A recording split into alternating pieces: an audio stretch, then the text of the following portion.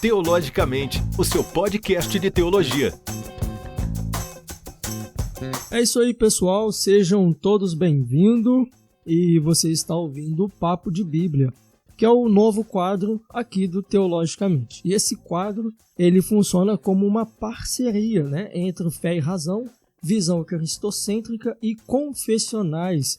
Bem, eu sou o John e hoje nós iremos estar falando no episódio de hoje sobre receber poder para o evangelismo. E o texto base do episódio de hoje está em Atos capítulo 1, versículo 8. Eu já ia dar boa tarde, boa noite. Pode falar boa tarde, bom dia, boa noite. Boa tarde, bom dia, boa noite, seja qual o momento que você esteja ouvindo esse podcast. Meu nome é Diego Silva, é um prazer estar aqui falando com vocês. E como Charles Spurgeon disse, todo cristão ou é um missionário ou é um impostor. Então nós vamos falar sobre essa prática do evangelismo hoje aqui. Que o Senhor nos abençoe. Fala pessoal, boa noite a todos. Ou bom dia, boa tarde, a hora que você vai estar ouvindo, né, o nosso momento aqui de podcast. Obrigado, John, mais uma vez, por poder estar com você aqui no Teologicamente, né, também junto com o Rogério e junto com o Diego também. Né, e que o Senhor nos abençoe e nos conduza, né, nesse bate-papo de hoje. Né, eu sou o Felipe Cruz, né, sou, né, o idealizador do projeto Evangelho Visão Cristocêntrica. É um prazer estar junto com vocês aqui mais uma vez e que o Senhor nos conduza nesse momento, nesse texto tão rico e tão maravilhoso das Escrituras Sagradas. Fala pessoal, é muito bom estar mais uma vez aqui participando do podcast. Para quem não me conhece, meu nome é Rogério Soares, sou idealizador aí do canal, né, do Fé e Razão. Muito obrigado ao John por estar participando mais uma vez, falando de um tema aí que é muito relevante e que muitos erram em alguns aspectos, né, quando se fala de evangelismo e evangelização. Então, muito obrigado e que Deus aí nos abençoe nesse podcast. É isso aí. Sejam todos bem-vindos novamente ao Teologicamente. Eu gostei muito da frase do Diego a respeito de Spurgeon, né? E essa frase de Spurgeon, ela fala muito, bate muito na gente nessa questão, né, de sair do nosso comodismo, né, Diego? Exatamente. É uma frase que mexe exatamente com o cerne do que é ser cristão, né? Ou você é um missionário, ou você é um evangelista, ou você é um impostor, né? O cristão, ele tem que ser, de fato, um evangelista, porque essa é a primeira, essa é a comissão, né, que Jesus nos deu. Esse é o chamado que Jesus nos deu. Então, mexe de fato conosco, né? E isso vem aí, no caso, para orientar a nossa fala, o nosso posicionamento em relação ao assunto que nós vamos tratar aqui. Isso. E Felipe, muita gente pensa, né, que para ser um missionário você tem que ser ordenado, você tem que ir para fora do país. Mas fazer missões, né, levar a palavra de Deus é muito mais além disso. Eu acredito que pensar em ser missionário só nessas questões, nesse detalhe, é muita meninice espiritual, né?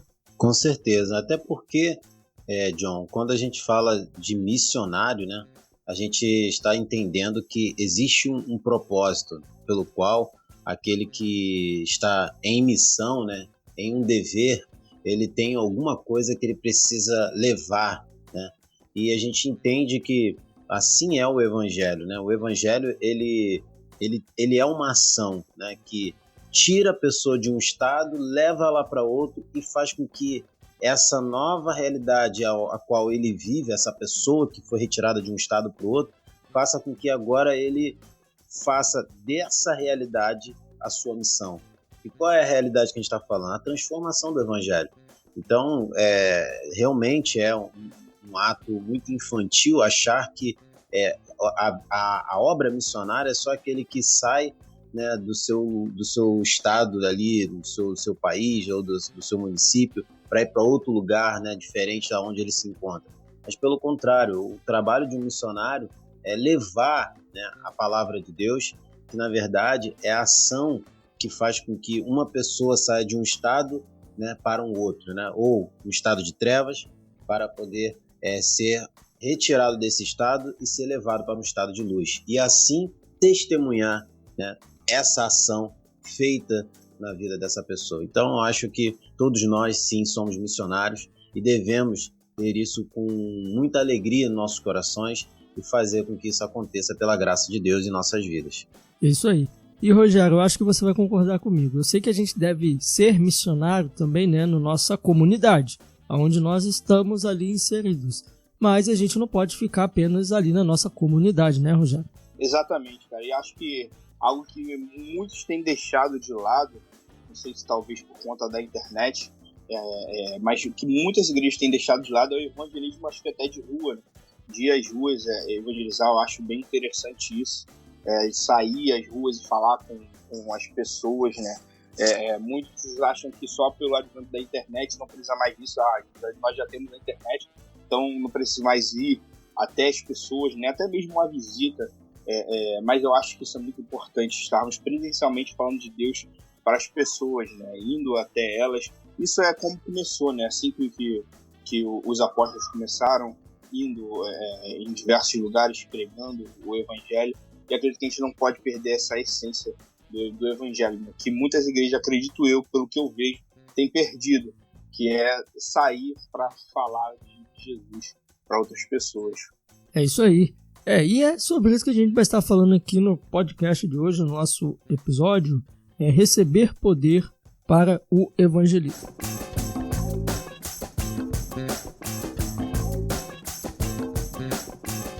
Bem, o texto base do episódio de hoje está em Atos, capítulo 1, versículo 8, que nos diz o seguinte: Mas recebereis poder ao descer sobre vós o Espírito Santo, e sereis minhas testemunhas, tanto em Jerusalém, como em toda a Judéia e Samaria, e até aos confins da terra.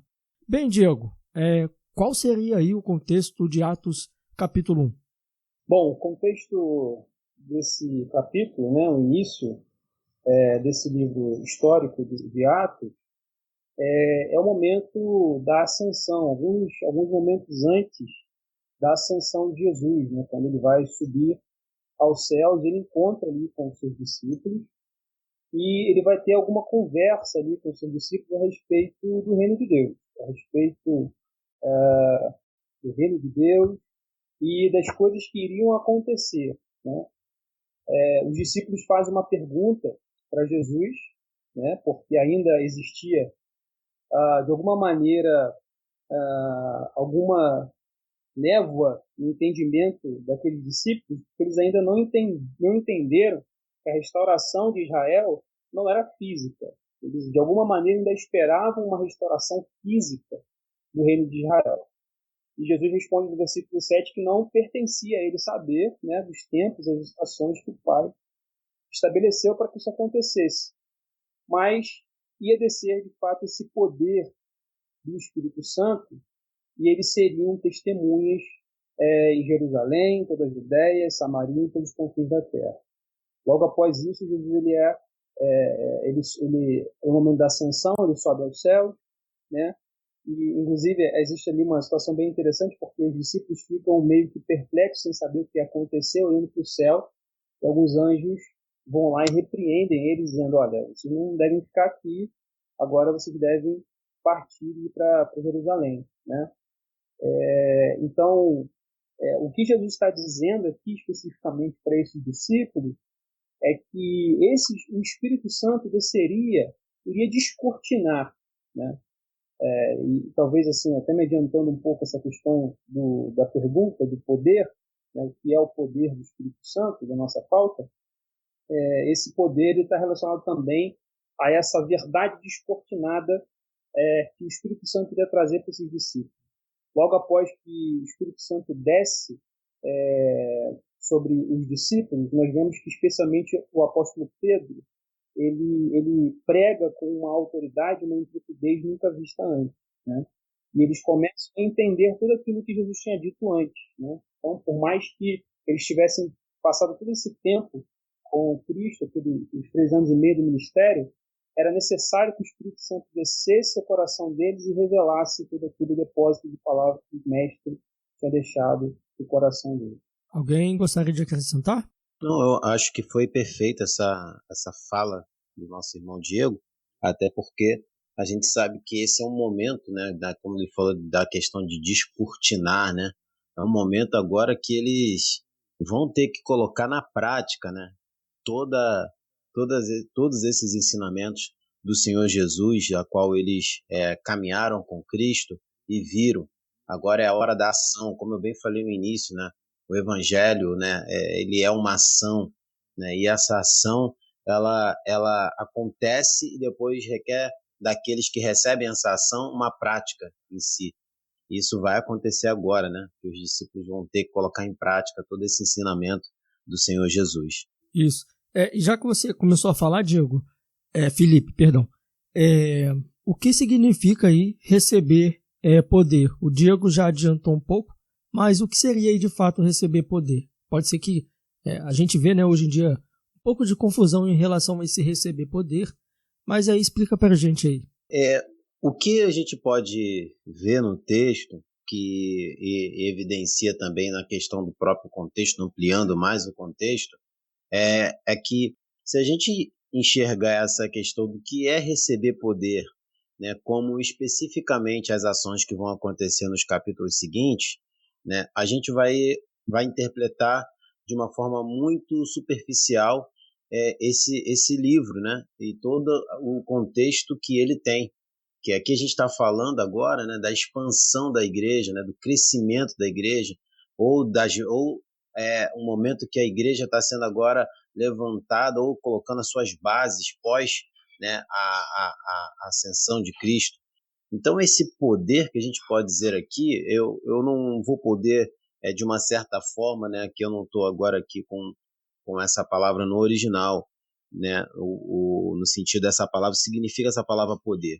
Mas a gente Dunamis, né? Dunamis, E essa palavra é uma palavra que Paulo muito menciona, muito fala sobre ela nas suas cartas, nas suas epístolas. E se a gente está falando dessa mesma palavra, a gente está falando que essa palavra, ela, de uma certa forma, ela representa tudo que a gente está falando sobre a questão do Evangelho. Porque o Evangelho é dunamis, é como se fosse uma dinamite, né, uma bomba, né, que ao descer, ao cair sobre a vida da pessoa, ela vai gerar uma ação interna também, que essa ação interna vai gerar uma ação externa. Então, esse poder é um poder do alto, e que esse poder, quando ele vem sobre a vida daqueles a qual recebe, vai gerar uma outra palavra aí, que, se eu não me engano, é kratos, que é um poder manifesto. E esse poder manifesto vai gerar ações na vida daqueles que recebem esse poder. Então, eu posso, pelo texto bíblico, dizer que o que os discípulos vão estar recebendo aqui, ou o que é essa palavra poder, é capacitação. Porque, na verdade, ao receberem, eles estão recebendo uma capacitação para um propósito, e que é o nosso tema de hoje, que é sobre a questão da evangelização, até porque a gente entende aqui que o contexto é da expansão da mesma mensagem que Jesus, quando estava com eles, estava pregando. Então, é isso que a gente consegue enxergar aqui no texto bíblico, e claro, a nossa discussão só está começando. É isso aí. Bem, e Rogério, o texto fala também, né, como a gente acabou de ver, que os discípulos receberam poder e desceria sobre eles o Espírito Santo. Quem é o Espírito Santo? Eu queria só completar um pouquinho antes essa questão do poder, né, que o João falou, e é verdade.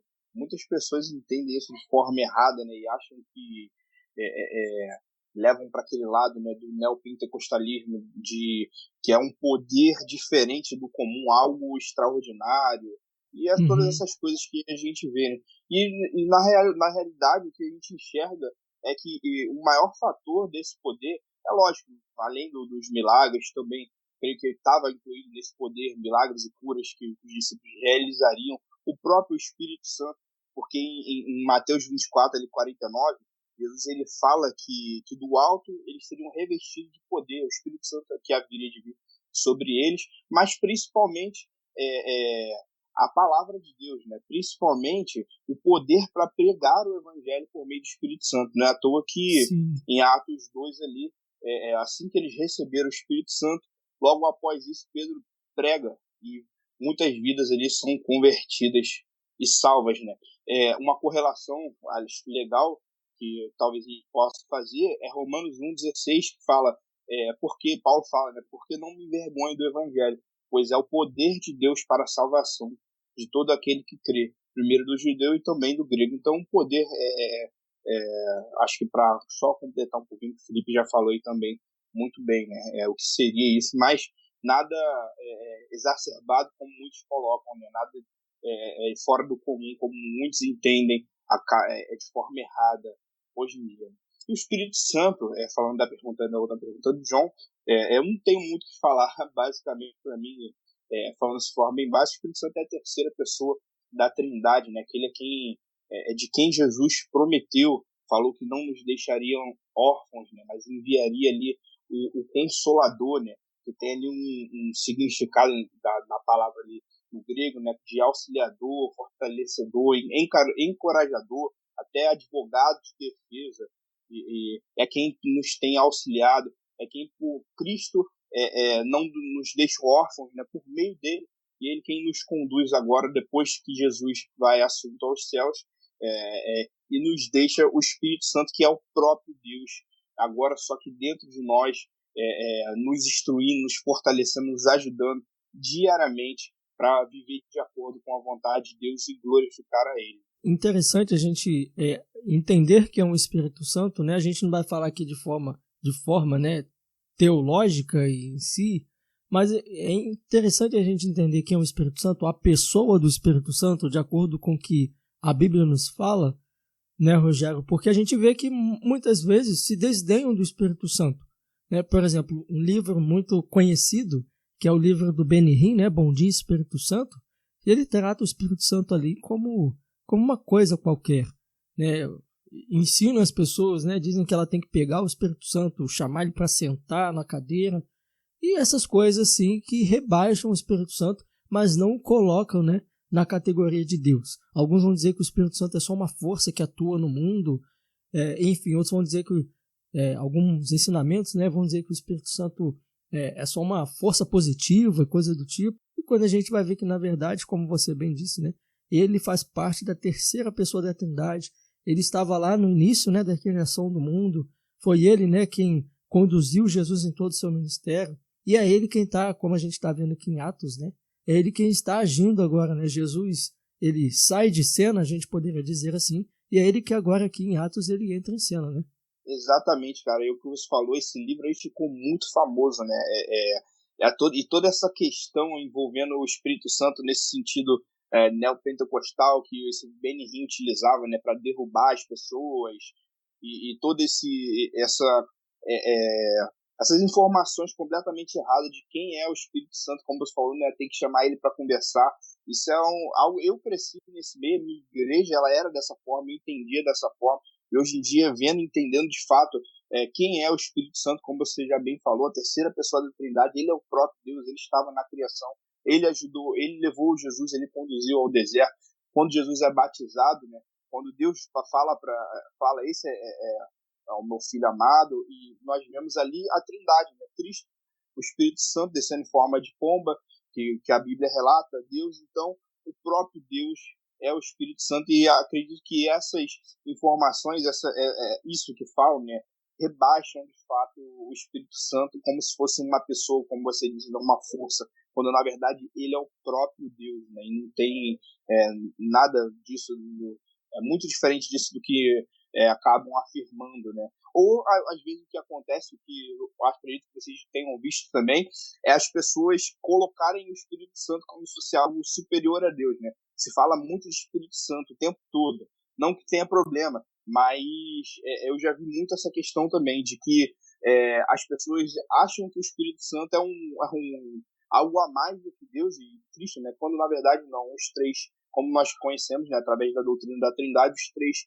são Deus ali, só que em cada um é sua pessoa, né? A pessoa do Pai, a pessoa do Filho e a pessoa do Espírito Santo.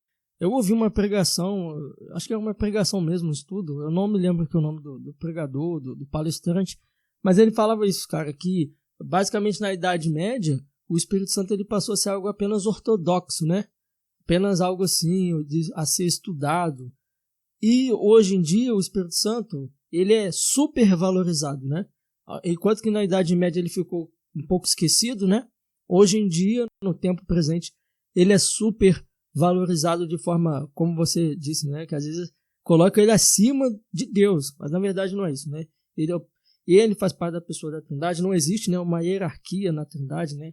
Ambos são Deus, fazem parte de uma única unidade, e a gente vê, como João lhe deixa bem claro, né, que o Espírito Santo é aquele que convence o homem do pecado, da incredulidade, é aquele que convence o homem da justiça, né, daquilo que Jesus fez na cruz do Calvário, e ele nos convence do juízo, né, que o príncipe desse mundo já está condenado e já está julgado. E passando agora a bola, eu não sei se alguém vai querer comentar, falar alguma coisa aí a respeito do Espírito Santo, pode ficar à vontade. Eu ia passar direto aqui, perdão.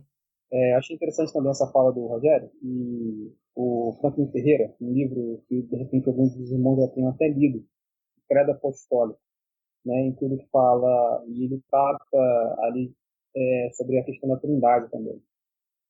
E é muito interessante quando ele fala da possibilidade da idolatria no culto cristão, né?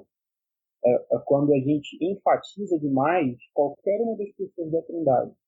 Justamente isso que o Rogério está falando. Então, existem aquelas igrejas que enfatizam, no caso, a soberania do Deus Pai, ou enfatizam a obra salvífica de Jesus Cristo, a cruz e tudo mais, e no contexto brasileiro, mais especificamente, essa questão do Espírito Santo e o perigo, né, de você, tanto no culto quanto também ensinar na prática da vida cristã, a experiência focada apenas numa das pessoas, né? O Deus que nós adoramos, ele é trino.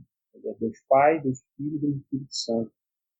Embora a tradição da igreja ela nos ensine, isso fica até corriqueiro, a gente acaba realmente falando, né? Primeira pessoa, segunda pessoa, terceira pessoa, porque a gente a tradição é assim, né? De fato é muito, eu acho que é equivocado, né?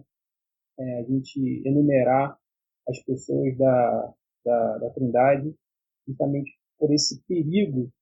E o Espírito Santo, a doutrina do Espírito Santo, inclusive, como a gente já falou aqui, ela já foi esquecida no decorrer da história, justamente por essa, às vezes, tendência de de diminuir, né, a ação do Espírito Santo, ou, como a gente está falando aqui agora, no contexto brasileiro, de evidenciar.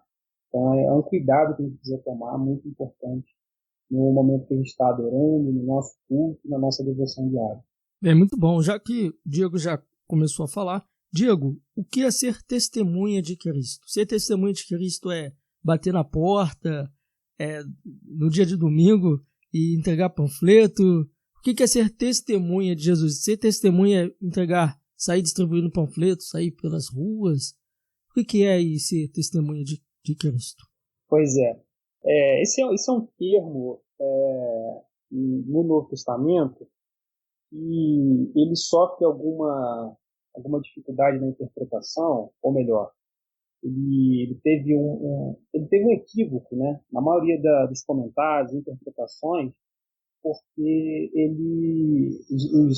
os intérpretes, né, os comentaristas, acabaram atribuindo a palavra no grego ali, que é mártir, né, um contexto muito posterior, né, que é o da testemunha dentro daquele cenário do tribunal, né, que é aquela testemunha ocular, que enxergou, e que é alguém que está dentro do tribunal para falar a respeito de algo que ela mesma viu. Então, assim, em algum sentido, isso pode ser aplicado, de fato, ao que é ser testemunha.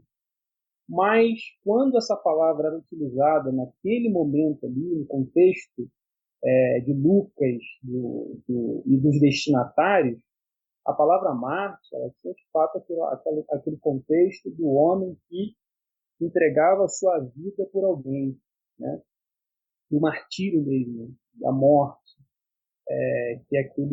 que alguém entregava a sua vida, vivia a sua vida por uma causa ou por alguém, né? Isso traz para a gente uma conotação muito interessante do que é ser testemunha, né? E conectado com essa questão do Espírito Santo, nessa pergunta que foi muito boa, né? Quem é o Espírito Santo? Ligando com essa questão do evangelismo, a gente observa que foi justamente isso que aconteceu com aqueles discípulos ali. Quando eles recebem o poder do Espírito Santo, eles recebem essa capacitação, né? Como eu disse, uma revelação, eles entendem agora o Evangelho de uma maneira sobrenatural, de uma maneira que eles nunca tinham entendido, né? Assim como aqueles homens do caminho de Emaús, os olhos, né, deles se abrem de uma maneira espantosa, eles começam a pregar com uma intrepidez, com uma ousadia, que é de fato esse poder do Espírito Santo que faz deles essa testemunha, né? Alguém capaz de viver por outro alguém. E aí você vê o próprio Pedro, né, aquele, vamos dizer aqui, que se acovardou, né, alguns instantes antes e negou Jesus por 3 vezes, ele vai ser agora o cara que se levanta para pregar o Evangelho com tanta ousadia e no fim das contas, a gente diz a história, a tradição, ele ainda é martirizado, ele morre por causa de Jesus, por causa desse poder, né, por causa dessa capacitação do Espírito Santo. Então, o ser testemunha é, de fato, viver por outro alguém. No caso, viver por Cristo. Os discípulos pregaram o Evangelho, mas, em seguida, o Sinédrio começa a persegui-los, né? Prendem Pedro, João, por causa da pregação do Evangelho. Eles ficam assustados porque eles veem que aqueles homens não tinham sabedoria, eles eram homens sem letras, mas eles estavam pregando com tanta ousadia. Mas nada vai parar a pregação daqueles homens. Existe um texto muito interessante, e aí conecta também com essa questão do Espírito Santo, que a gente estava falando anteriormente, mais à frente, que é o texto 4, Atos 4, versículo 31. A igreja estava orando porque Pedro e João tinham sido presos, e eles chegam para a igreja dizendo, olha, nós fomos presos, e eles disseram lá no Sinédrio que se nós continuarmos pregando o Evangelho, eles vão perseguir a gente, eles vão prender a gente. E aí a igreja, em vez de se acovardar, a igreja, em vez de ficar com medo, a igreja ora para que Deus lhes dê mais capacidade. E aí lá no finalzinho do capítulo 4, conta que o Espírito Santo desceu mais uma vez sobre a igreja, estremeceu o lugar em que eles estavam reunidos, e eles foram cheios do Espírito Santo, e a consequência disso foi que eles saíram com ainda mais autoridade e ousadia para pregar esse Evangelho. E aí que culmina essa ousadia? Culmina na morte de Estevão, né? Primeiro mártir da igreja. E vai desencadear em diversos outros martírios, e diversas outras pessoas que foram entregando a sua vida. Então, eu acho que os irmãos vão poder expandir mais isso que eu estou dizendo, mas eu diria a princípio que ser testemunha é ser alguém que tem a sua vida entregue por outro alguém, nesse caso Jesus Cristo. Diego, e o que fica bem claro nesse texto é que Jesus ele disse que eles serão testemunha dele, né? E o que a gente vê muito hoje é muitos ministros querendo testemunhar seu ministério, testemunhar seus feitos, testemunhar a sua denominação, mas ser testemunha aqui, né, realmente é apontar para Jesus, né? Justamente. Viver para ele, apontar para Cristo, né? Foi a vida desses discípulos, né? Ser testemunha, de fato, é entregar a sua vida completamente a ele. E viver, de fato, essa questão, né, daquilo que a gente vê no Novo Testamento, né? Jesus Cristo entregou a sua vida para que nós também entregássemos a nossa vida agora para ele. Então não faz agora sentido nós buscarmos, como você disse aí, né, nossa própria honra, nossa própria glória, nosso próprio louvor, a nossa própria autopromoção, porque agora, em Cristo, como testemunhas desse Senhor, a nossa vida inteira deve apontar para ele, né? Deve apontar para a glória dele, para a honra dele, para a promoção do nome dele, não do nosso nome. É isso aí.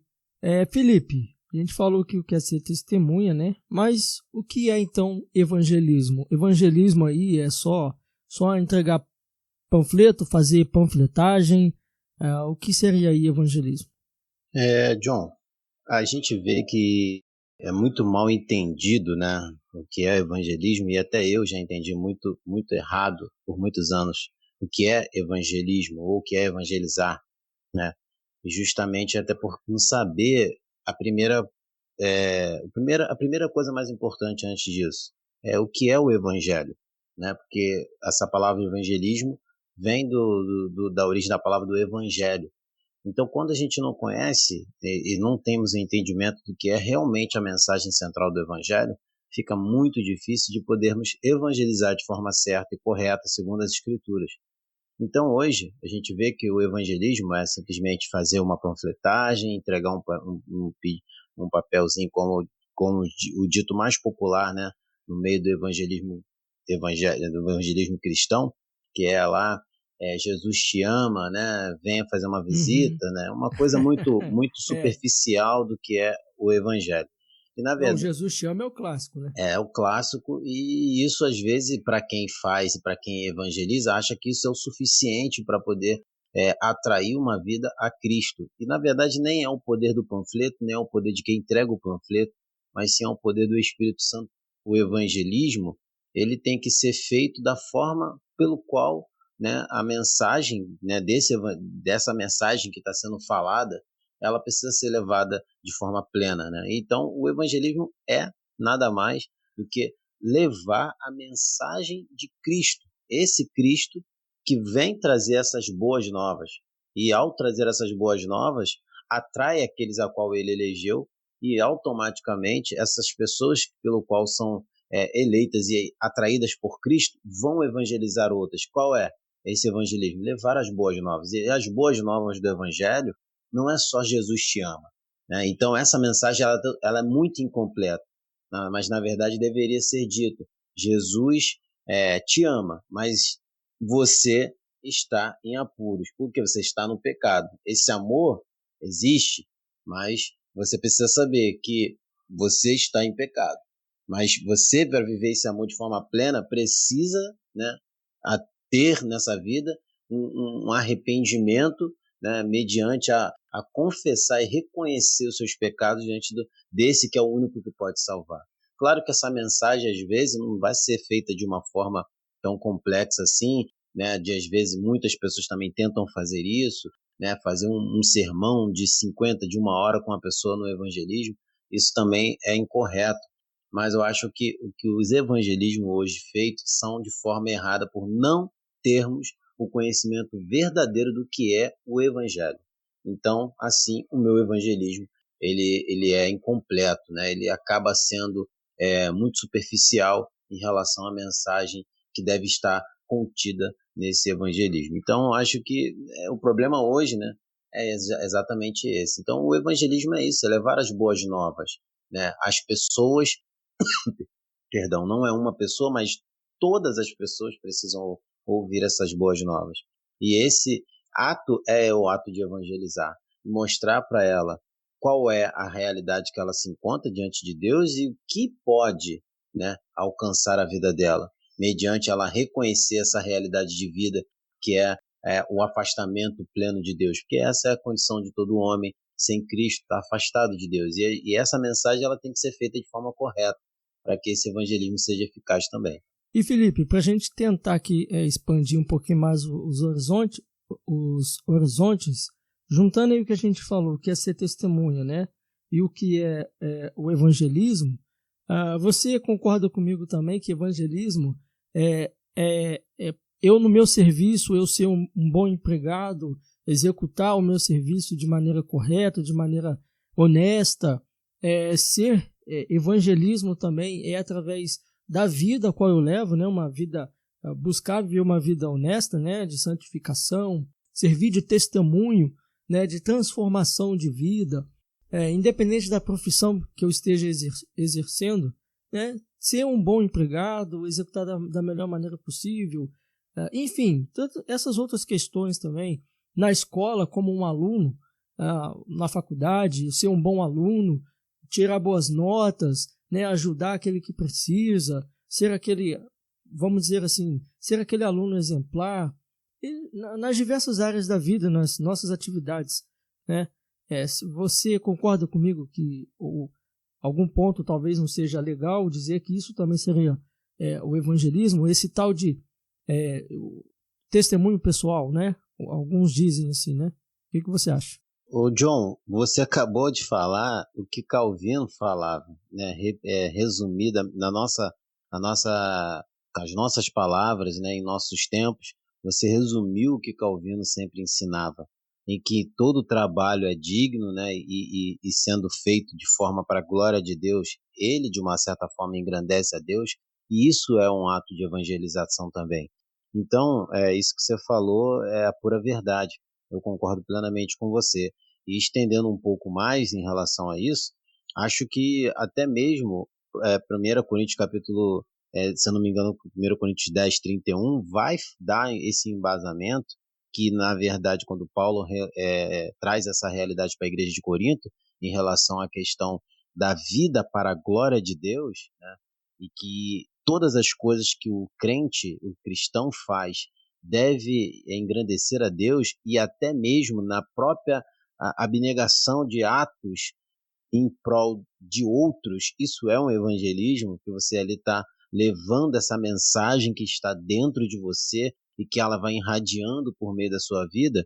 Então, eu vejo sim que todas as nossas áreas da nossa vida devemos refletir, né, esse poder, que é o poder do Espírito Santo que está na vida daquele qual o Senhor chamou, e esse poder fala das boas novas, da mensagem que Cristo nos alcançou, que hoje ela em nossas vidas, por meio da nossa simples vida no dia a dia, também vai alcançar outras vidas, às vezes sem sequer abrir os lábios para falar sobre essa mensagem. Às vezes a sua vida já é a própria mensagem. E diferentemente do testemunho, das formas de questão que a gente vem falando, que acontece muito no meio neopentecostal, que eu acho que é isso que você também queria diferenciar, que muitas das vezes o testemunho, ele é um testemunho que leva as pessoas a ser glorificadas, e não Cristo sendo glorificado por meio desse testemunho. E eu digo que todo testemunho, se ele não for para a glória de Deus, ele já é perigoso, porque ele já está levando você para o centro do trono, aonde esse trono só deve estar Cristo. Então eu já tenho muito cuidado, tenho muita, um pé atrás, vamos dizer assim, com aquele momento, com aquela questão de deixa eu contar um testemunho. E que naturalmente, às vezes, a gente, de forma até involuntária, já acaba tentando entrar naquele trono e sentar ali junto com Deus naquele trono na hora de contar um testemunho, e que, então, acho que é melhor que o testemunho mais contado seja das obras, né, da manifestação, das ações do nosso Cristo, do nosso Senhor, né? E os meus, eu conto ali, sabe, no momento que eu estou com alguém, com um amigo mais íntimo, que vai entender. E às vezes essa questão em público pode ser muito mal interpretada, e é o que é dado ênfase nesse meio.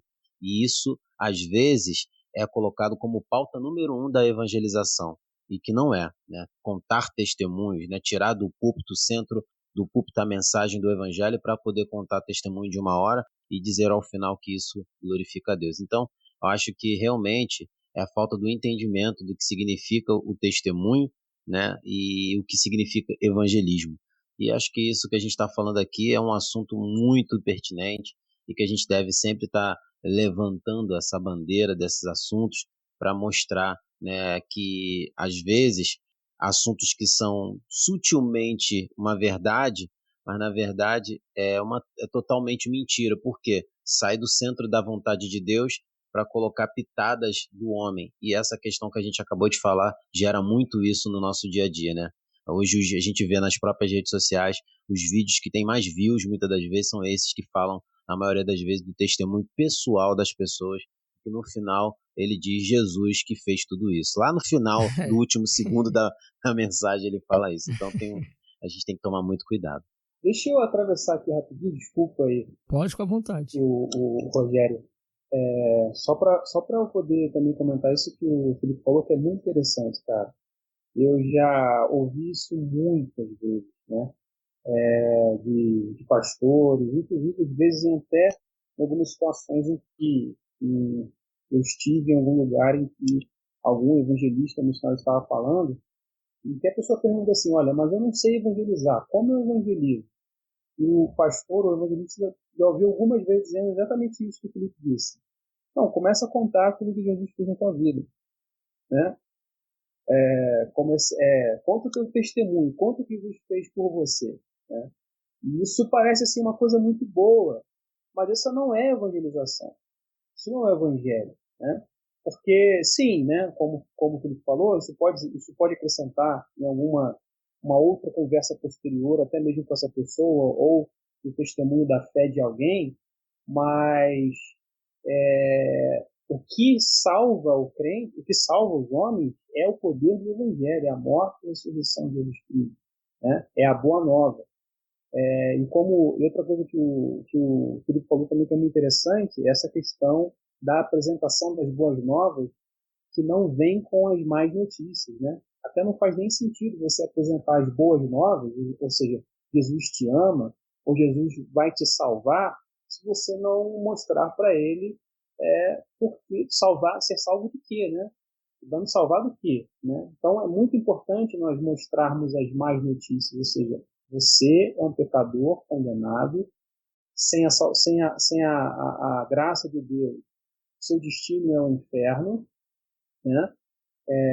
E existem, né, a gente vai até falar isso mais para frente, formas de você falar disso, dessa questão do pecado, mas é importantíssima. A primeira abordagem que nós vamos ver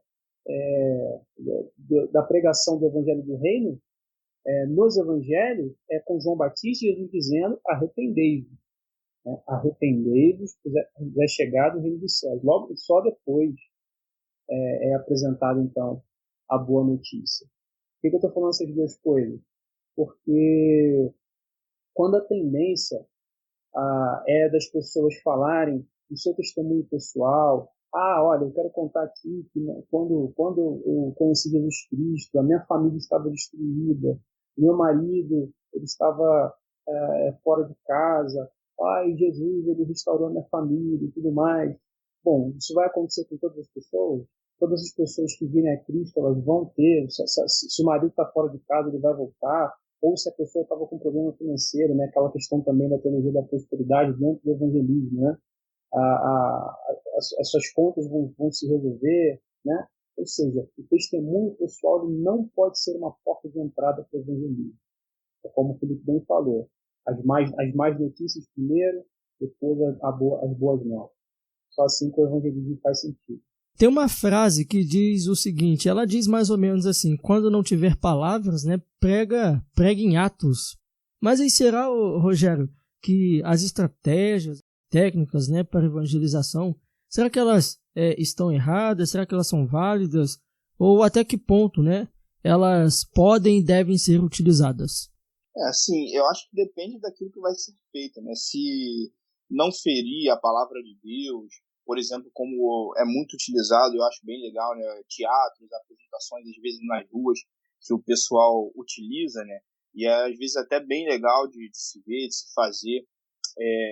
Não vai ter problema nenhum, né? Mas, por exemplo, uma situação antiga, talvez vocês já tenham ouvido falar, eu não vou falar quem foi um pastor aí conhecido, que ele sugeriu um evangelismo que as pessoas fizessem, né? Um evangelismo que era da seguinte forma: você chegar num ônibus junto com mais algum amigo e você pregar o evangelho e aquele seu amigo, já combinado ali com você, fingir que se converteu dentro do ônibus, ou seja, de forma ali mentirosa, enganando a todo mundo ali, né? Fingir que se converteu para que isso talvez viesse a comover as outras pessoas e trouxesse elas, né, a querer aceitar Jesus ali no momento e tudo mais. Ou seja, essa espécie de evangelismo, né, traz ali uma mentira, uma enganação. Isso nós já vemos que fere um princípio bíblico e isso não seria utilizável para a gente, né? Então, se ferir a palavra de Deus de alguma forma ali que nós não entendemos ser correto,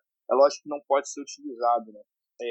Sobre esse Jesus te ama que vocês estavam falando ali, eu quero comentar um pouco também. Também acho que é uma dessas formas erradas que muitos utilizam, como vocês muito bem falaram. Eu até falei isso recentemente no meu Instagram, que esse Jesus te ama é o mais famoso, né? E para mim, eu vejo esse Jesus te ama como se fosse você querendo falar para uma pessoa que não sabe que está doente, você querendo dar um remédio para uma pessoa que não sabe que está doente, né? Então, primeiro você mostra a doença dela, que é o pecado, E aí, depois disso, você mostra o remédio, né? Não tem como você dar um remédio para uma pessoa que nem sabe que está doente. Então, a pessoa quer falar já do amor de Cristo, sem falar antes ali do porquê que ela precisa de Cristo, porque ela está perdida, porque ela é uma pecadora, porque ela está afastada de Deus.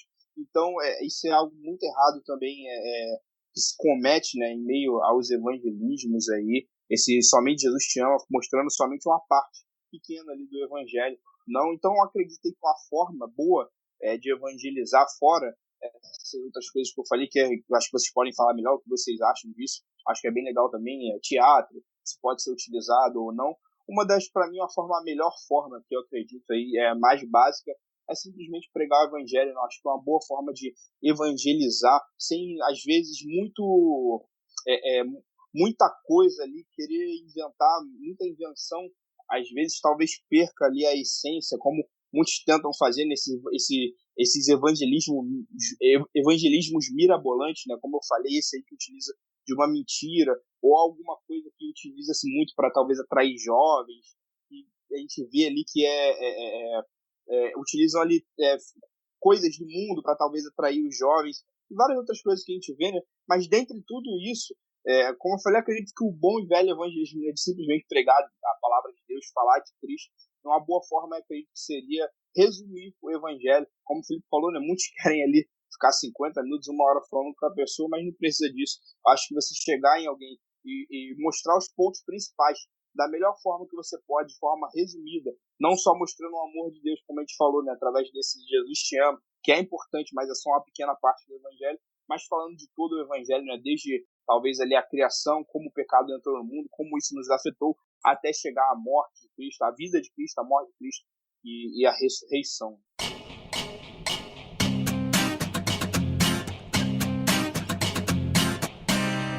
Oi, gente, tudo bem?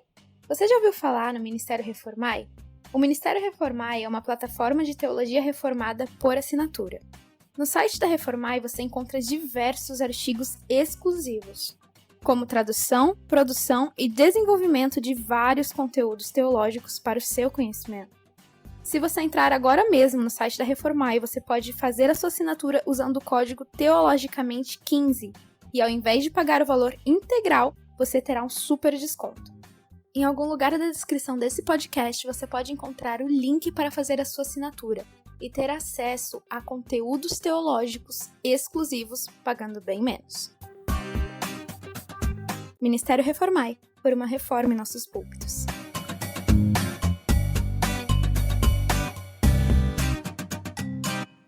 O que você acha assim de pessoas que usam, por exemplo, né, usam o esporte, né, o futebol, usam também ali o corte de cabelo, doação de alimentos, usam essas estratégias assim? O que você acha? Tem outras também, né, que talvez aí, por exemplo, tem gente que já chega, a gente está falando aqui, né, sobre falar a respeito do pecado, eu vejo que muita gente já chega falando, você vai pro inferno.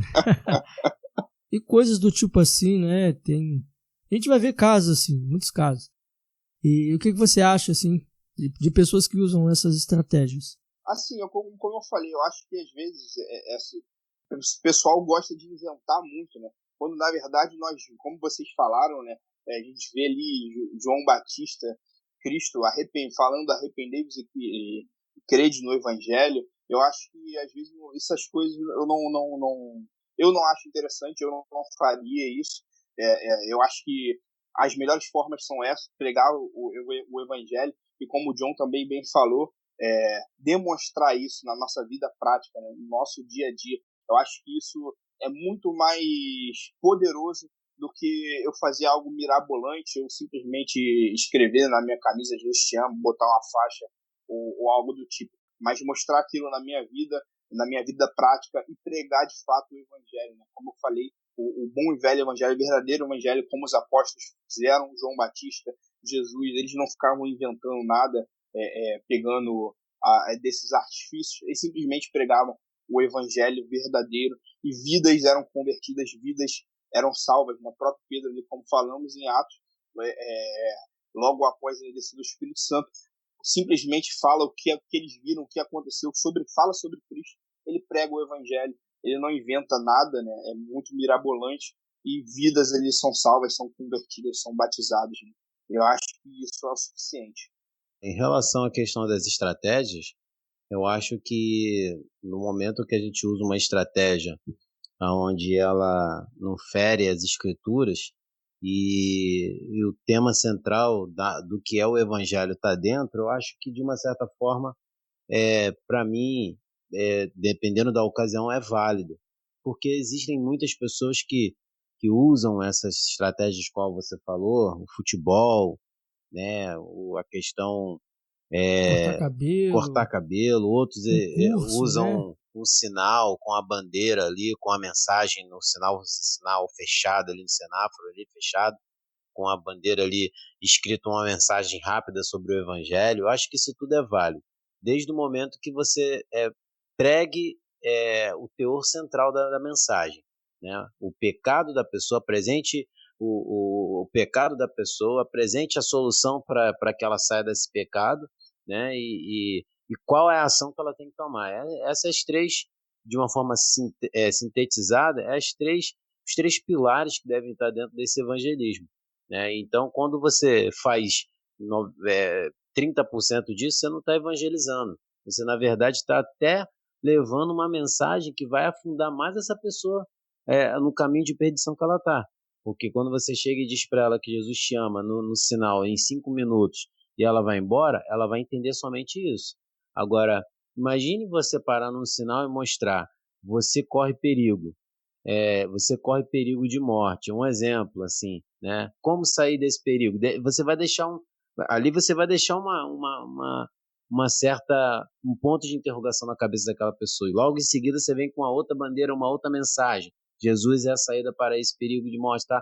E ali então, acho que quando você está englobando o pecado, mostrando a pessoa que ela está no pecado, que ela está em um perigo, e ao mesmo tempo a saída para que ela saia dessa realidade e como ela deve fazer isso, né, isso de uma forma estruturada nas escrituras e principalmente, né, com a pitada principal que é o amor, isso eu acho que as estratégias vai depender muito do momento, da ocasião, né, desde o momento que a mensagem central do evangelho, assim como está em Romanos 1, né, 16 e 17, esteja dentro dessa estratégia. E eu vou um pouquinho nessa linha de pensamento também. Eu acho que a gente precisa ter um meio termo e também a gente precisa avaliar também o contexto que a gente está. Por exemplo, eu não vou evangelizar da mesma forma, não vou evangelizar numa favela e vou evangelizar da mesma forma na Baixada, né? Eu não vou evangelizar da mesma forma, vamos dizer assim, para um gari ou para um empresário. Não é que eu vou apresentar um Jesus para cada um, mas a forma de você chegar e de ter uma estratégia é muito diferente. E eu fico um pouco com o pé atrás, porque eu digo o seguinte, porque eu vejo um pastor, ele usa a capoeira para poder evangelizar. Mas aí você vê as músicas que são cantadas na capoeira, né, que dizem mais a respeito a santos, né, de matriz de religião da matriz africana. E como que eu vou usar isso para evangelização, né? Enfim, ele usa a capoeira para evangelizar. Então, quanto a isso, eu já ficaria um pouco com o pé atrás, talvez com esse esporte ou com outros semelhantes que talvez evidenciem muito mais assim violência, né? Tem alguns que usam, eu já vi pastores que fazem, né, dentro da comunidade ali, da igreja, colocam ringue, coloca tatame, luta e faz lutas ali, né, com o objetivo de evangelizar. Então, coisas assim, às vezes eu ficaria um pouco distante, né? Ficaria um pouco com o pé atrás. Mas, né, por exemplo, a questão do corte de cabelo, doação de alimentos, estratégias assim, até mesmo as redes sociais também são estratégias também. Mas eu ficaria um pouco com o pé atrás com algumas coisas. Você quer falar alguma coisa, Rogério? Eu queria só deixar claro, que não sei se talvez pareceu que eu sou contra, mas como eu falei no início, se não ferindo a palavra de Deus e algo do tipo, como o Felipe bem falou, algo bem feito, e como o João falou, bem pensado no momento certo, não tem problema nenhum. O meu medo é, como eu falei, como o John falou, né? Eu também fico meio receoso quando há algumas coisas muito mirabolantes, né? Ou utilizadas de forma completamente errada. Um exemplo, a minha antiga igreja, né? Que também não tem por que citar aqui, ela já colocou no meio do culto uma apresentação de funk gospel. Isso como um método ali, né, de evangelismo, de atrair pessoas e tudo mais, de evangelizar, ou seja, algo completamente fora de contexto, algo completamente errado, no meio do culto, um local, entendeu? Então, aí é que fica a questão, né? Que frutos de crente que vai sair desse tipo de evangelização, né?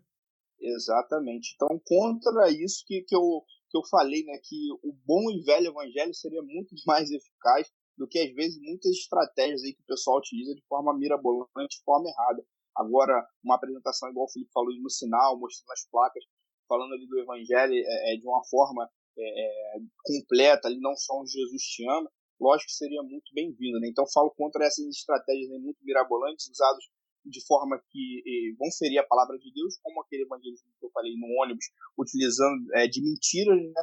Ou de forma muito mirabolante, totalmente fora de contexto, utilizado de forma errada, né? Então, a gente tem que tomar cuidado com isso. Como eu falei, senão a gente se perde nessas coisas. Na verdade, não estamos trazendo nenhum fruto bom, né, para aquelas pessoas, né? Pelo contrário. Então, já caminhando um pouco aqui já para o final, vou passar agora a palavra para o Diego. Diego, nos tira dessa berlinda aí. É verdade que os calvinistas não gostam de evangelizar? Cara, os calvinistas pegam essa peste aí, né, meu amigo? Eles não gostam de evangelizar, eles são muito dos evangelismos, né? Mas antes de tirar a peste da gente, cara, eu acho que é importante a gente fazer uma autocrítica assim, nesse sentido, né? É lógico que é uma falácia dizer que os calvinistas não gostam de evangelizar ou que não evangelizam, mas, sendo bem sincero aqui, e os irmãos podem até discordar de mim, mas, de fato, o zelo evangelístico dos reformados, ele deixa muito a desejar, né? A gente vê esse monte de coisas erradas que a gente acabou de falando aí, nessa parte da questão estratégica do evangelismo, em que os nossos irmãos, às vezes, pentecostais, neopentecostais, igrejas mais carismáticas acabam cometendo e tudo mais. Mas, inclusive, eu estava ouvindo o reverendo Ageu Magalhães falando sobre esse mesmo tema numa live da UMP aqui de Petrópolis. Ele dizia que, às vezes, tem uma frase do Martin Lloyd Jones que diz assim: eu prefiro a minha forma errada de evangelizar do que a sua forma certa de não evangelizar. Entende? Ou seja, não é bem um pragmatismo, não é justificar aqui o erro, né, pelos resultados. Mas a gente, às vezes, por ser tão criterioso, eu digo aqui no contexto mais amplo dos reformados, ser tão criterioso nessa questão do evangelismo, de como deve ser feito, das técnicas, da apresentação, né, acaba que a nossa prática, ela, de fato, ela precisa ser bem mais efetivada. Eu acho que é por isso que é importantíssimo, né? Eu vou resumir isso aí que você está falando mais ou menos. Enquanto um assembleano está abrindo 5 igrejas, o reformado está abrindo uma só. Isso aí. Pois é. Né? Bom, voltando aqui, não é pragmatismo, né? Não vamos, porque o problema, eu não dei minha opinião sobre a questão das estratégias, eu concordo com tudo que vocês falaram. O único problema que eu tenho é com essa tendência do pragmatismo. Eu já tive em contextos em que as pessoas diziam assim: Diego, o que importa é que as pessoas estão sendo salvas. O que importa é que nesse culto aqui 80 e poucas pessoas se converteram a Jesus. Bom, não ficou ninguém, mas levantaram a mão lá. Então, assim, não é bem os fins justificam os meios.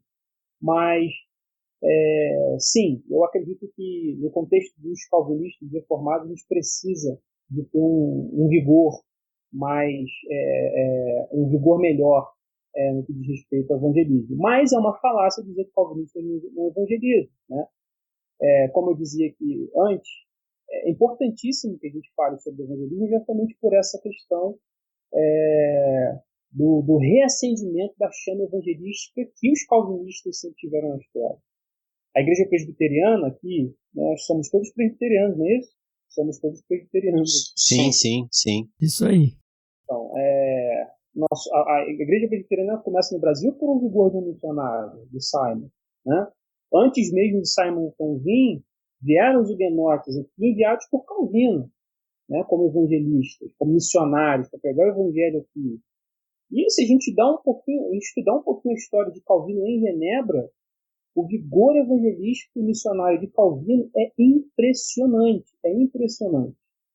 né? Todo o vigor evangelístico de Calvino, na missão de Calvino, para a pregação do evangelho, para a pregação e conversão de pessoas que estavam à volta de Calvino. A primeira oportunidade que Calvino teve de enviar alguém para fora de Genebra, para enviar o evangelho dos confins da terra, ele fez, ele enviou os huguenotes aqui para ele, né? E diversos outros grandes nomes da história da igreja, que foram grandes pregadores, grandes ganhadores de alma, eram calvinistas, né? Eram calvinistas. E eu diria, inclusive, que a fé calvinista nos deveria fazer evangelizar cada vez mais, justamente porque nós temos a plena certeza de que quando nós pregamos, os eleitos vão ouvir e vão crer no nome de Jesus, né? Então, eu diria, John, que de fato é uma falácia dizer que os calvinistas não gostam de evangelizar. Por outro lado, fazendo uma autocrítica aqui, eu posso fazer essa autocrítica para a pessoa calvinista, presbiteriana, né? E estou rodeado aqui também de amigos calvinistas presbiterianos. A gente precisa, sim, cara, ter um vigor maior na questão do evangelismo. Quando eu converso com os meus amigos presbiterianos, eles têm uma ideia muito daquela maneira que era interpretada a grande comissão nos anos 20, na década de 20, né? Que dizia lá, ide por todo mundo pregar o evangelho, pregava lá a palavra no grego, e diz, não, aqui quer dizer indo, ou seja, enquanto eu estou no trabalho, enquanto eu estou na escola, enquanto eu estou na minha família, eu estou indo, estou pregando o evangelho para não sei quem, para cá, para lá, ou estou pregando com a minha vida, né? Aí usa inclusive aquela frase de Agostinho, que de fato ela é bonita, mas ela precisa ser melhor explicada, né? Como você falou aí, John. Eu não prego com palavras, eu prego com a minha própria vida. Mas, meu irmão, aquele texto ali de Marcos, a grande comissão, ele fala de você sair do teu lugar, especificamente, e ir para outro lugar pregar o evangelho, né? Pregar para pessoas e usar a sua boca. Precisa falar também, né? Então, eu vou ficar aqui no meio termo, tá? Se alguém quiser salvar os calvinistas aí da pele aí, completamente, mas eu acho que, como eu já falei aqui, só não sendo repetitivo, a gente precisa fazer essa autocrítica, embora acredito que possa ser de uma falácia. Quem quiser aí pode ficar à vontade aí para falar aí.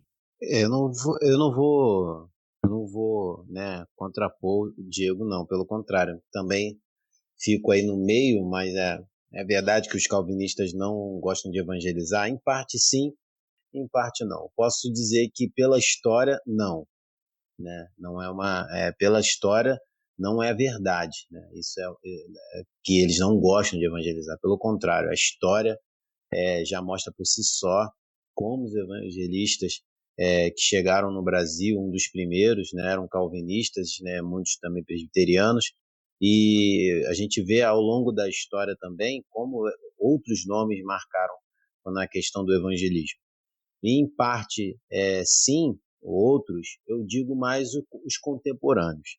Porque eu não sou calvinista de berço e nem presbiteriano de berço, acredito aqui, não sei se os seus irmãos aqui são, mas eu vindo de uma igreja que não com uma visão reformada e também não calvinista, mas sim arminiana, a gente entende que quando chegamos, né, a abraçar a fé reformada e estar numa igreja presbiteriana, né, no meu caso hoje, e também, né, adotando como teologia mais sistemática para mim uma teologia calvinista, eu vejo que hoje os que não fazem isso não faz jus ao sistema teológico, não faz jus à teologia reformada, ao que, na verdade, eu creio que é o mais próximo das Escrituras.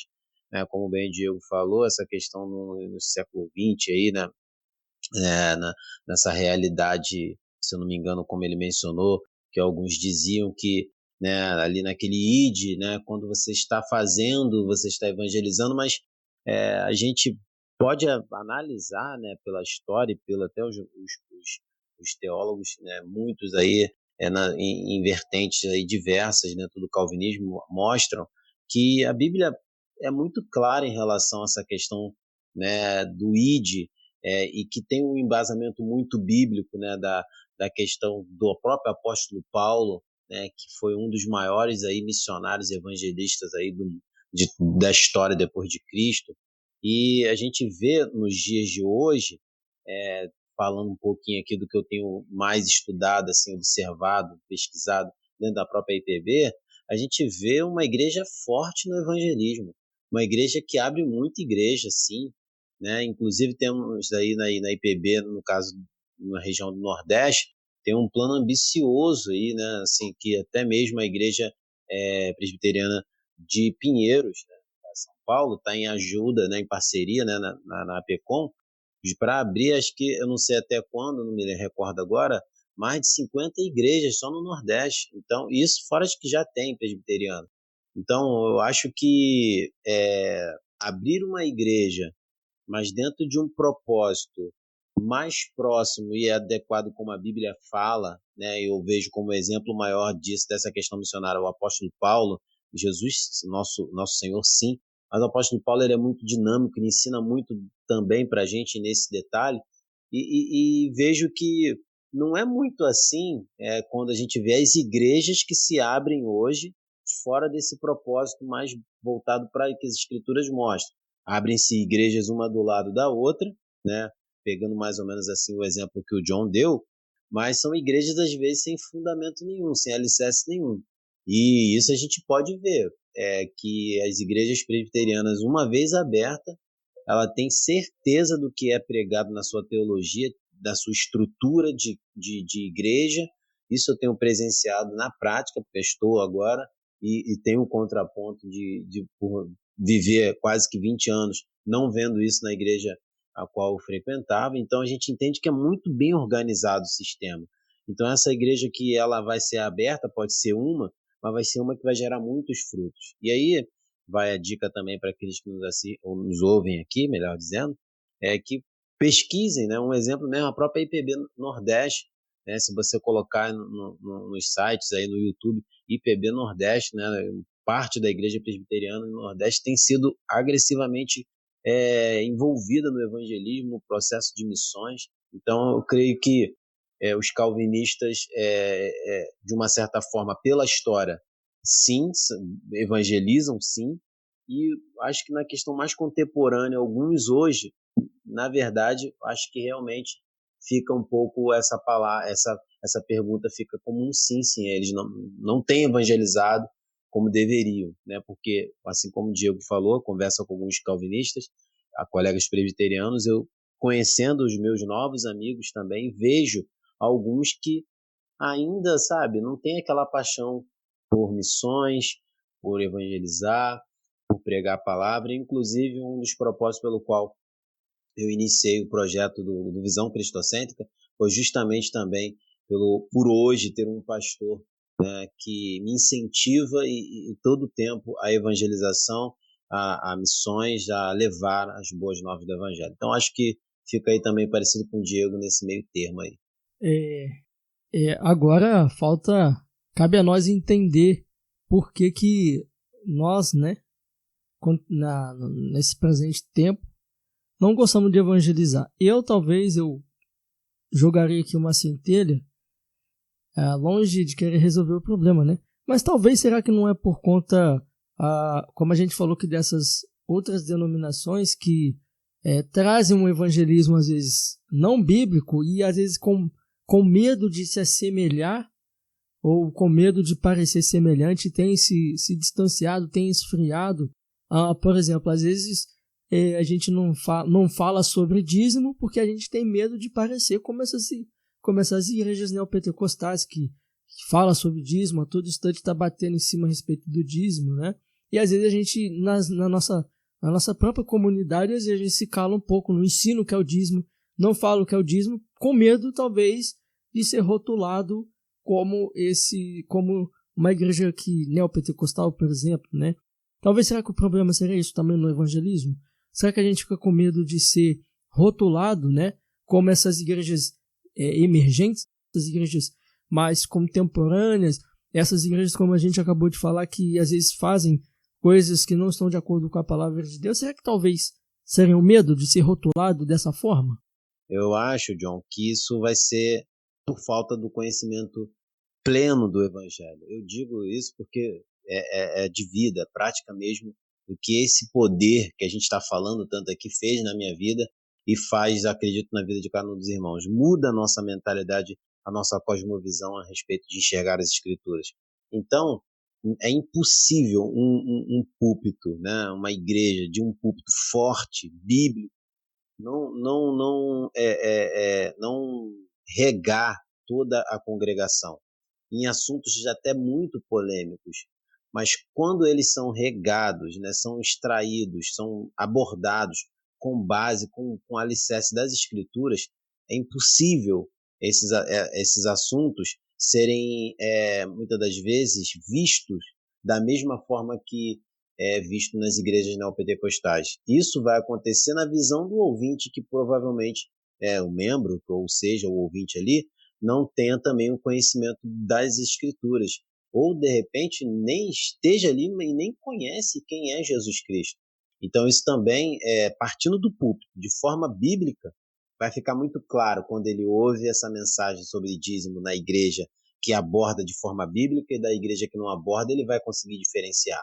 Pode ser que ele não consiga entender, né, plenamente, mas ele vai entender que há diferença na fala, na forma da abordagem do texto, né, de manter-se no texto, na explicação de assuntos que são complexos, que às vezes são polêmicos porque são mal abordados, porque são abordados segundo o entendimento daquele que fala e não segundo as Escrituras, né? Eu creio que essa pessoa que faz dessa forma, ele leva aquela pessoa que está ouvindo a se apaixonar, a ter um encontro real com o texto bíblico, e que vai levá-lo a uma dimensão de enxergar as Escrituras como ele nunca enxergou, porque é o texto bíblico que está sendo apresentado na íntegra, a confrontar aquela pessoa em qualquer assunto, e principalmente, só para finalizar minha fala, na questão do evangelismo também, que muitas das vezes se levado essa questão na igreja como se uma pessoa estando na igreja já estamos evangelizando, e independente do que está sendo falado dali de cima.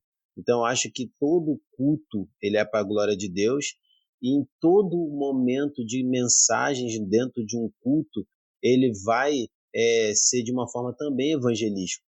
E eu digo sempre, né, que mesmo sendo cristão, nós, ao ouvir uma mensagem evangelística, ela sempre bate no nosso coração como se estivesse sendo ali um renovo. Nunca, vai ser pregado mensagem evangelística, isso não é para mim, já sou crente. Pelo contrário, ela sempre faz um efeito de revermos, né, as bases, as estruturas da mensagem cristocêntrica que vai ali alcançar o coração daquelas pessoas que estão ouvindo a mensagem da palavra de Deus. João, eu achei interessante essa tua pergunta, tua provocação, né? E eu não poderia te dizer se é exatamente esse um dos motivos pelos quais alguns calvinistas, né? Deixa eu melhorar aqui a minha fala, inclusive, anterior, né? O Felipe lembrou muito bem, a Igreja Presbiteriana tem a sua frente de missão, tanto internacional como nacionais, né? Então, eu quero dizer aqui alguns calvinistas. E talvez isso aconteça pelo movimento calvinista brasileiro que se deu muito na internet, né? A gente encontrou, e eu acho que aqui, eu não tenho dúvida de que pelo menos o Rogério e o Felipe também, assim como eu, são fruto desse movimento da internet que trouxe aí diversos jovens de igrejas pentecostais e neopentecostais para a igreja presbiteriana. Então, em um certo sentido, isso foi muito bom, lógico, isso foi muito bom, mas também teve os problemas disso, né? Algumas pessoas entenderam apenas o calvinismo no intelecto, e não, eu diria que com o coração, né? E se esse é um motivo, como você está falando, né, o medo de se parecer com igrejas emergentes ou igrejas que não são bíblicas, né, isso é muito sério, né? O que eu diria também é que seria um dos problemas, e que também, na minha opinião, é muito sério, e parte dessa compreensão equivocada do calvinismo, ou às vezes aquela pessoa que compreendeu apenas os 5 pontos de calvinismo, às vezes de maneira muito rasa, e que entende sim lá no fundo, porque a gente sabe que a teologia molda a nossa forma de agir, né? No fundo, ela pensa assim, poxa, mas realmente, cara, se Deus, ela já elegeu todo mundo, cara, o fato de eu sair de casa para evangelizar ou não vai fazer tanta diferença.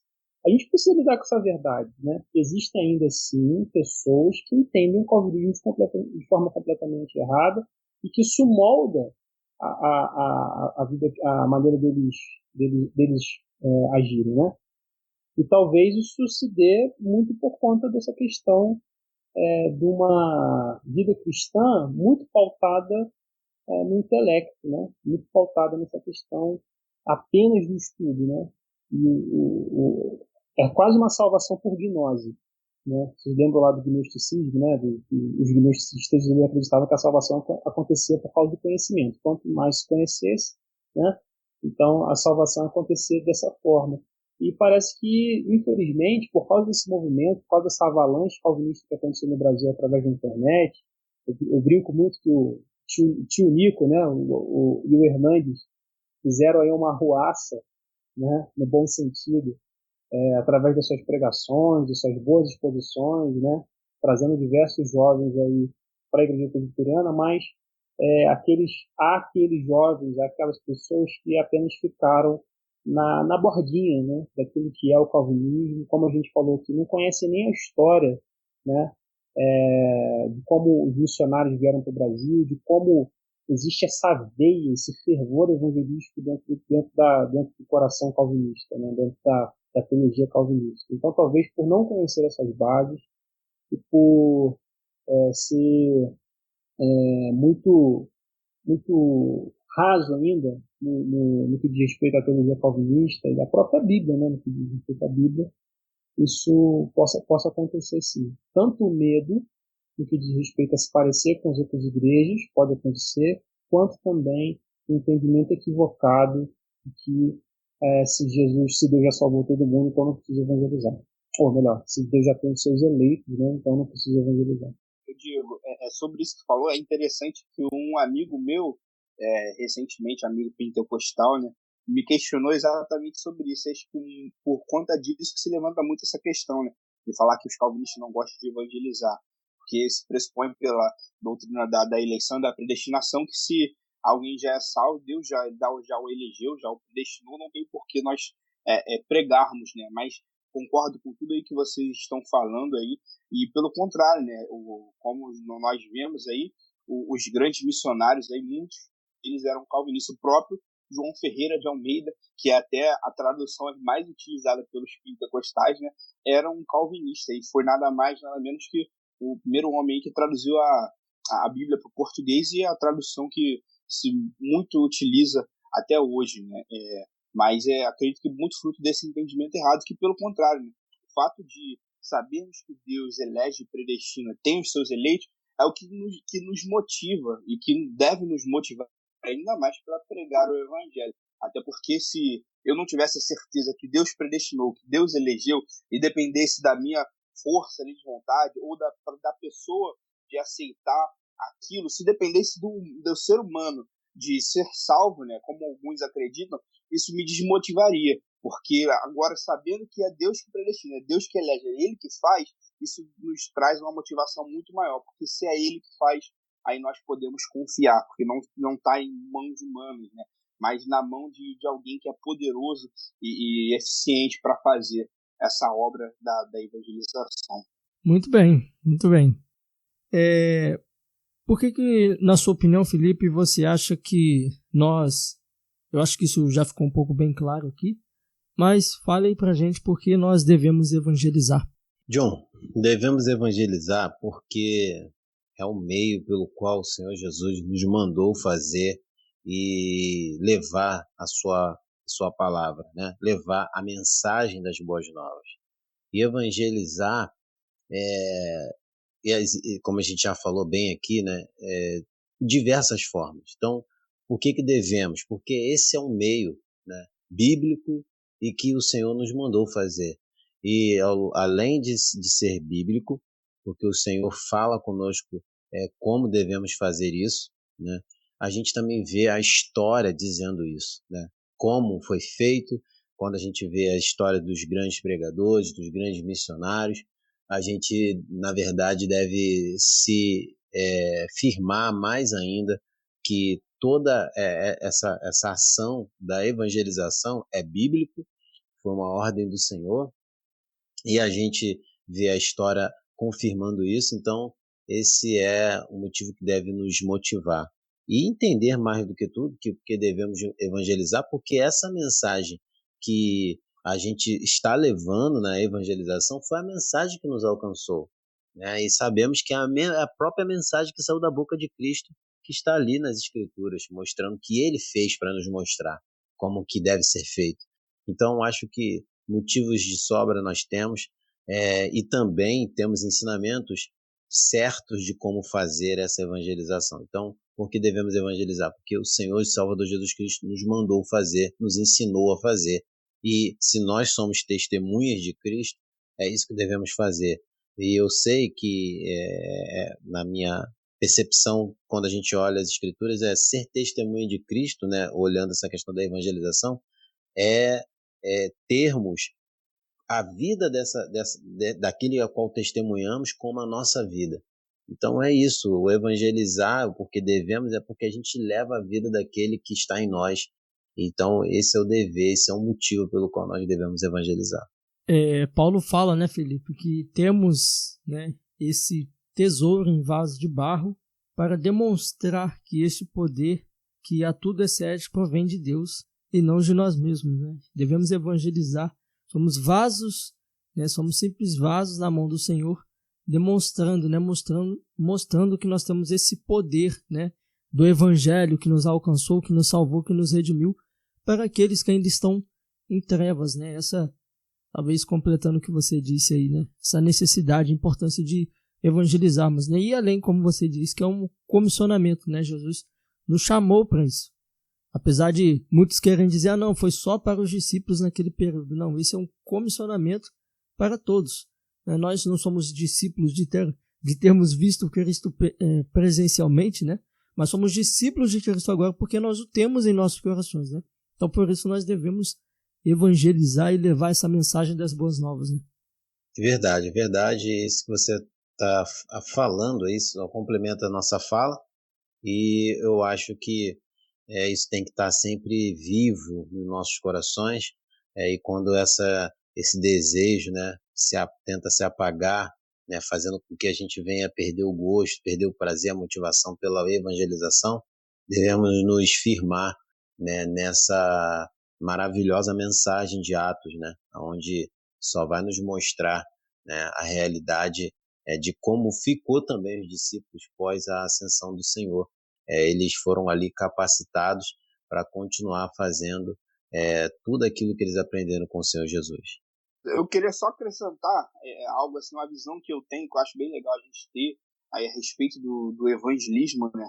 Felipe aí já falou muito bem, mas eu também acho e vejo que o evangelismo é um ato de amor, né? Como Cristo falou dos 2 maiores mandamentos, que é amor a Deus e amor ao próximo. Amor a Deus ali porque a obediência a Deus, a lei de Deus, aquilo que Cristo nos mandou fazer, como o Felipe bem falou, e amor ao próximo, porque nós temos que nos colocar também no lugar do nosso próximo, né? Eu vejo uma visão assim, que eu acho bem legal de ter, a respeito do evangelismo e do porquê devemos evangelizar dentro da pergunta, é que eu imagino o evangelismo da seguinte forma, e as pessoas que estão perdidas, né? É como se um caminhão tivesse para atropelar uma pessoa. Imagina essa cena, o que você faria? Você vendo ali uma mãe, talvez com um filho, alguém para ser atropelado, o que você faria? Você imediatamente tentaria tirar aquela pessoa daquela situação, gritar, empurrar, seja o que for. Da mesma forma, no evangelismo, eu acredito que a gente deve ter essa visão de que são pessoas indo para o inferno, pessoas que estão prestes a morrer, só que de forma eterna. E da mesma forma que nós devemos ter esse impulso, esse vigor de querer tirar a pessoa daquela situação, acredito que nos colocando no lugar dessas pessoas e vendo que elas estão indo para o inferno, para a perdição eterna, um lugar de tormento eterno, nós devemos, a todo custo ali, até a lógica, sabemos que não é por aquilo que nós fazemos, pela nossa força, é Deus que faz, é o Espírito que convence, né? Como já foi falado, mas acho que essa imagem retrata bem o evangelismo. Da mesma forma que a pessoa está perdida indo para o inferno, é como se fosse essa pessoa prestes a ser atropelada aí por um caminhão, um ônibus, seja o que for. Alguém que está prestes a sofrer, que a qualquer momento pode sofrer a perdição eterna. Sabemos aí que podemos morrer a qualquer momento. Todos os dias escutamos notícias de pessoas que morrem por diversas causas. Agora, então, na pandemia na qual estamos passando, pessoas morrem a todo momento, todos os dias. E acredito que isso, ver que essas pessoas estão perdidas, deve ser uma grande motivação para nós e um ato de amor, né? Ver que essas pessoas estão indo para a perdição eterna, nos colocarmos no lugar delas e num ato de amor ali, pregar o evangelho para, se assim for da vontade de Deus, né, tirar a pessoa dessa situação. Até porque quem de nós quer ver uma pessoa padecer algo tão terrível, né? Então, acredito que essa é uma imagem aí que eu deixo, uma ilustração que a gente pode usar de querer tirar essas pessoas, lembrar o tempo todo, que é algo que às vezes a gente esquece, que essas pessoas não estão simplesmente morrendo, elas estão indo para um tormento eterno. Imagine seu pai indo para esse lugar, imagine a sua mãe, um parente seu. Então a gente tem que ter essa visão para qualquer pessoa, nos padecer e lembrar o tempo todo essa pessoa está perdida, e orar, pedir a Deus, evangelizar para que essa situação mude e que ela esteja aí conosco, né, no gozo eterno de Deus no céu, que é algo que acho que nós queremos para todas as pessoas que nós amamos, conhecemos e vemos, né? Então acredito que isso é algo bem legal de se falar também. Eu concordo também muito com ele, né? Essa questão da empatia, do amor, né? E tem uma outra boa frase do Spurgeon, né? Comecei com a frase do Spurgeon, vou terminar com uma outra frase do Spurgeon, que ele diz que o evangelismo é um mendigo dizendo a outro mendigo o lugar onde tem pão, né? É um mendigo que encontrou pão e está dizendo para outro mendigo aonde existe pão, né? Então, acho que é essa perspectiva também que a gente precisa ter, né? Primeiro, da nossa insuficiência, de a gente entender que a gente só alcançou a graça porque Cristo nos salvou, e humilhados, né? Olhar para o nosso próximo, para o nosso familiar, para a gente à nossa volta, também como indignos como nós, né? Nós não somos superiores, e mostrar então o caminho dessa graça através daquilo que a gente falou, né? Da apresentação das boas novas do Evangelho.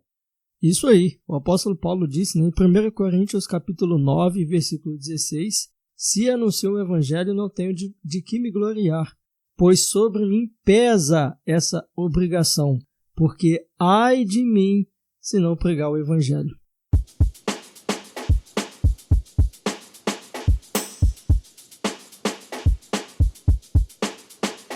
Muito bem, pessoal, estamos chegando ao fim de mais um Teologicamente e eu quero pedir para vocês acessarem as nossas redes sociais, que é Teologicamente Oficial, tanto no Instagram quanto no Facebook. E também nós estamos com o site, que é teologicamenteoficial.com. Lá no nosso site você vai encontrar os nossos podcasts, né? Talvez, eu não sei qual é a plataforma que você está nos ouvindo, mas no nosso site vai estar tudo lá. Lá tem o podcast, lá tem artigos, lá também tem devocionais. Tá tudo lá no site do Teologicamente, tá bom? se inscreva nas nossas redes sociais, ative a notificação, compartilha com todo mundo aí esse conteúdo e, né, deixa aí a sua participação de tudo aquilo que nós falamos aqui. Né? Se tem algo que você concorda ou não concorda, deixa aí a sua participação, que é muito importante para a gente, tá bom? Para o engajamento desse projeto. Bem, agora eu gostaria de ouvir aí as considerações finais de cada um dos convidados. Amém. Eu queria primeiramente agradecer ao John aí mais uma vez pela participação, pelo convite. É muito bom para mim, um privilégio estar aqui num podcast falando de Cristo, nessa conversa maravilhosa aí com todos os meus irmãos, Diego, Felipe, e que nós venhamos aí colocar essas coisas em prática, né? Como o Diego falou, e acredito também que isso acontece muito dentro do meio reformado, a falta desse fervor evangelístico, e acredito que é muito bom, isso até nos edifica quando nós estamos ali mais ativos com as coisas de Deus, com a obra de Deus, com a evangelização, e que nós venhamos botar essas coisas em prática, né, e buscar viver isso, viver o evangelismo mais ardente, com mais fervor, como falamos aí também, como muitos aí missionários, né, dentro do meio reformado conhecemos, que tinha, como Calvino, que foi citado também, que nós devemos colocar isso em prática, devemos perder aí talvez a vergonha, seja o que for, e falar de Cristo para todos aqueles que conseguimos falar com a graça de Deus. Nem antes de terminar de falar, eu queria deixar minhas redes sociais, pedir que vocês sigam lá, Fé e Razão no Instagram, canal Fé e Razão no YouTube. Nós temos feito lá, como eu falei, alguns vídeos, imagens, rios, postamos lá todo dia, quando possível, né? Abrimos de vez em quando algumas caixinhas de perguntas, conversamos, então tem sido bem legal. Também, como o Felipe falou, esse projeto aí de criação das redes sociais foi no intuito de querer evangelizar também, só que na internet. E eu peço aí que vocês acompanhem lá e agradeço aí mais uma vez. E como eu falei, que nós viemos agora colocar isso em prática, né? Como o Tiago fala, que nós viemos ser praticantes da palavra, não apenas ouvintes. Então, valeu, pessoal, um abraço a todos aí, fiquem com Deus. Primeiramente, né, agradecer também por poder estar mais uma vez aqui com vocês, né, no Teologicamente, aqui com o meu irmão Rogério também, parceiro aí na caminhada, Diego também, e o canal Confessionais, sempre um prazer. E deixar assim como uma consideração final, né, uma mensagem final desse nosso tema de Atos 1, né, o versículo de número 8, receber, né, o tema que a gente foi dado aí, né, receber poder para o evangelismo. Duas coisas importantes, né? Se você que está nos ouvindo, que é um discípulo de Cristo, entenda, né, se esse desejo, se esse prazer ainda não aguçou no seu coração, ou você nunca teve, ou você perdeu, peça ao Senhor que revista, que te capacite com esse poder, que é o poder do Espírito Santo, para novamente esse vigor voltar, e assim você fazer com que a mensagem do Evangelho, as boas novas, seja propagada por meio da sua vida. E caso de repente você está aqui nos ouvindo e não é um discípulo de Cristo, entenda, né, por meio da mensagem desse Evangelho que aqui a gente falou, você pode receber esse poder na sua vida, esse poder que vai transformar a sua mente de dentro para fora, e você, ao ser transformado, poderá também testemunhar dessa graça que muda a vida do homem, assim como mudou as nossas vidas, pode mudar a sua vida também, você que aqui nesse momento está nos ouvindo. Então, muito obrigado mais uma vez, John. As nossas redes sociais aí do Evangelho Visão Cristocêntrica é Evangelho Visão CC, né, no Facebook ou no Instagram, a mesma coisa, e no YouTube, canal Visão Cristocêntrica. Você que está nos ouvindo aí, estamos aí amanhã, né, ou mais breve possível, lançando uma nova série de vídeos sobre em cima de Salmo 75. Vamos estar falando sobre Deus, o reto juiz. Então você siga lá nossas redes sociais, não só no Facebook, mas no Instagram, e também lá no nosso canal Visão Cristocêntrica. Forte abraço e até a próxima, nosso momento de bate-papo aqui. Um forte abraço aos nossos amados irmãos e muito obrigado. Então eu quero agradecer ao John, muito obrigado pelo convite, pela oportunidade de conversar aí com o Rogério, com o Felipe, com você, sobre esse tema, especialmente sobre esse tema tão importante, né? Que edifica tanto a nossa vida e também pode servir de edificação aí para aqueles irmãos que vão estar ouvindo. É um tema muito pertinente, pontual, os dias que nós estamos vivendo, né? Quero agradecer também ao Rogério, ao Felipe, ter sido também amigos aí na caminhada ministerial e também auxiliadores nessa questão da evangelização também, né? Não deixa de ser um dos propósitos do nosso objetivo nas redes sociais, né? Levar o evangelho a toda criatura. E queria deixar também a você que nos ouve uma mensagem também de ânimo, né? E dizer que Deus responde às nossas orações, né? Uma vez que Jesus ele estava falando com seus discípulos a respeito da demanda da seara, ele dizia: a seara é muito grande, mas faltam trabalhadores. O que Jesus manda os discípulos fazer é justamente orar. Então orem para que mais trabalhadores venham para fazer a colheita. Talvez você seja um dos trabalhadores que está desanimado, como o Felipe falou. Eu quero te incentivar a orar. Peça a Deus.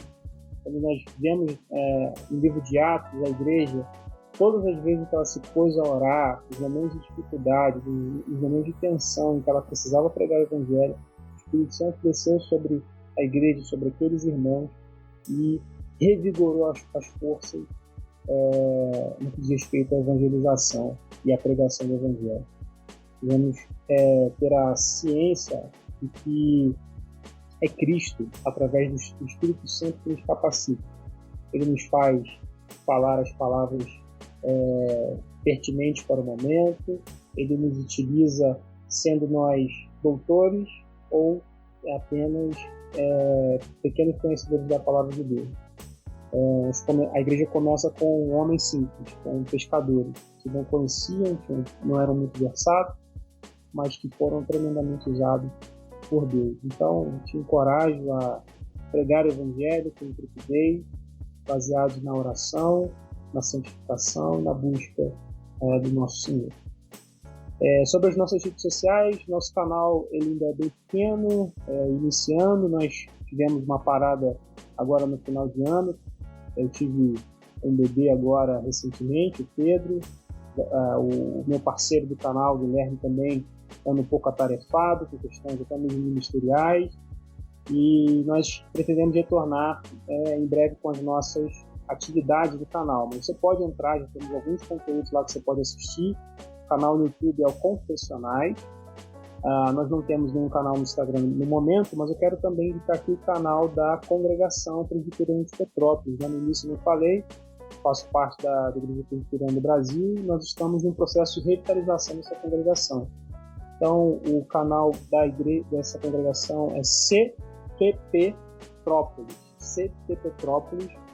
e você pode ali também me encontrar e saber como tem sido ali o trabalho, poder orar, inclusive, por esse processo de revitalização da congregação em Petrópolis.